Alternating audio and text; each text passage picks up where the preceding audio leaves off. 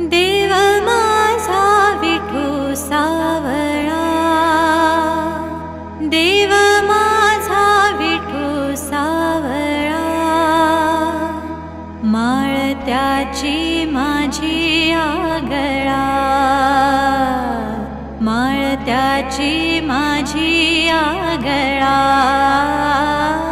देव माझा विठू सावळा।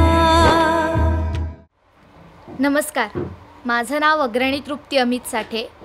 मी माधव सदाशिव गोळवलकर गुरुजी विद्यालयात इयत्ता 9वी मध्ये शिकते।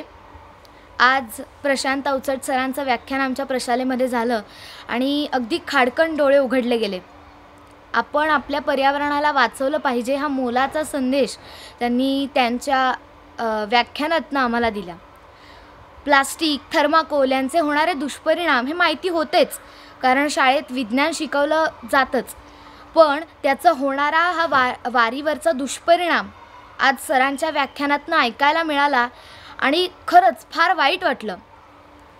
मुळात आम्ही मुलं ज्या घटनांविषयी अनभिज्ञ असतो त्या घटना आम्हाला सरांनी अगदी प्रकर्षाने त्यांच्या भाषणातून जाणवून दिल्या आणि एक नागरिक म्हणून आमच्यावर असलेल्या एका जबाबदारीची जाणीव आम्हाला सरांनी त्यांच्या व्याख्यानातून करून दिली।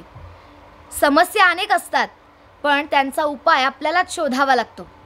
ते म्हणतात ना, इम्पॉसिबल, पण इम्पॉसिबल या शब्दामध्येच आय ॲम पॉसिबल हा शब्द दडलेला आहे आणि सरांनी हे अगदी त्यांच्या जीवनातनं आपल्याला खरं करून दाखवलं आहे की प्लास्टिक आणि थर्माकोल यांचं विघटन ही किती मोठी समस्या आहे, पण सरांनी पॉसिबल करून दाखवलं। त्यांनी या प्लास्टिक थर्माकोलसाठी पत्रावळ्यांचा असा एक पर्याय शोधला।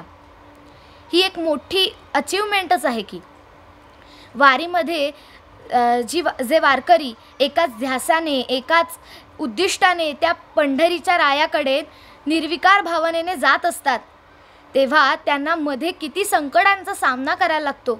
या प्लास्टिकचा, थर्माकोलचा त्यांच्या शरीरावर किंवा वारीनंतरसुद्धा किती वेगळे आणि वाईट परिणाम होत असतील याची आपण कल्पनाही करू शकत नाही। शिवाय ज्या ठिकाणी ते थांबतात तिथल्या इमारतीमधल्या लोकांना त्या जाळलेल्या त्या प्लास्टिकच्या पत्रावळ्यांचा किती त्रास होत असेल याचा आपण विचारही करू शकत नाही। तर यासाठी पर्याय काय, तर जास्तीत जास्त कापडाच्या पिशव्यांचा वापर करा किंवा प्लास्टिकला आणि थर्माकोलला पर्याय हा कागद किंवा पत्रावळा म्हणून वापरा। वारी पंढरीची वारी, जय जय रामकृष्ण हरी, वारी पंढरीची वारी, जय जय रामकृष्ण हरी, वारी पंढरीची वारी, बोलू रामकृष्ण हरी।